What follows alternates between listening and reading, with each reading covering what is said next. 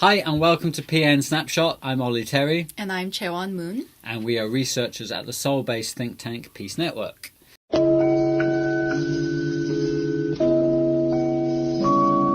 Every week as part of our PN Snapshot series, we will upload a short video discussing issues related to inter-Korean peace, security and politics. News this week indicates the Trump administration is stepping up its push to get allied nations where American troops are based to pay more for defense sharing costs.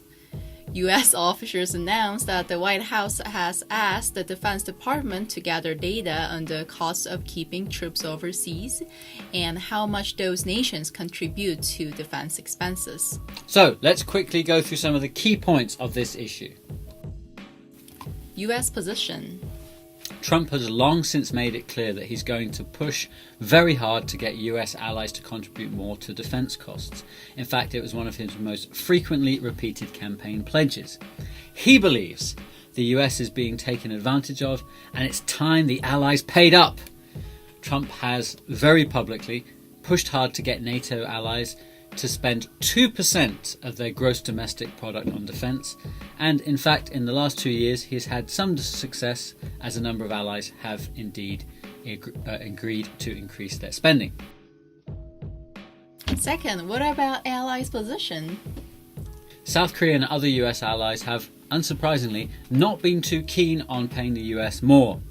They argue that the US gets a huge strategic boost from having overseas military bases in several different regions, such as Europe, like in Germany, Italy and England, Asia, South Korea and Japan, and the Middle East, Bahrain, Kuwait and Qatar. These bases serve vital US regional interests. For example, thousands of wounded US troops were treated in a medical facility in Germany after being injured in the Iraq and Afghanistani conflicts. Korean situation. Currently, 28,500 U.S. troops sit in South Korea. South Korea paid $854 million last year for defense sharing costs.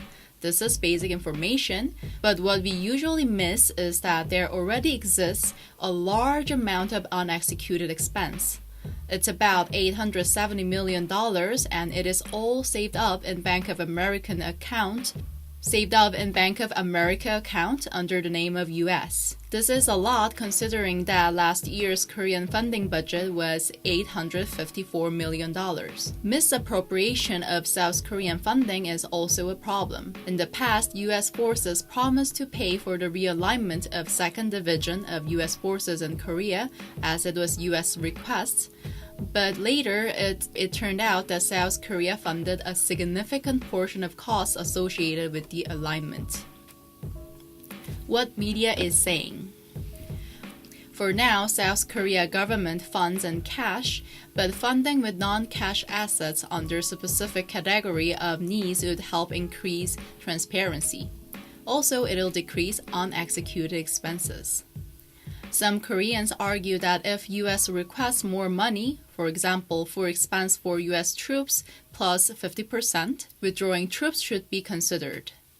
They think those money should be spent directly on Korean troops for independent defense capability. Number 5, negotiations coming up. According to last year's negotiation, South Korea paid $920 million for sharing costs, and its expiration date is a year. Thus, soon enough, the 2020 defense sharing cost negotiation should be started. Let's keep an eye out for the upcoming negotiation. Thanks for watching this video, and please join us again next week for our 3rd video. Bye bye. Yes, please subscribe and press like. Bye.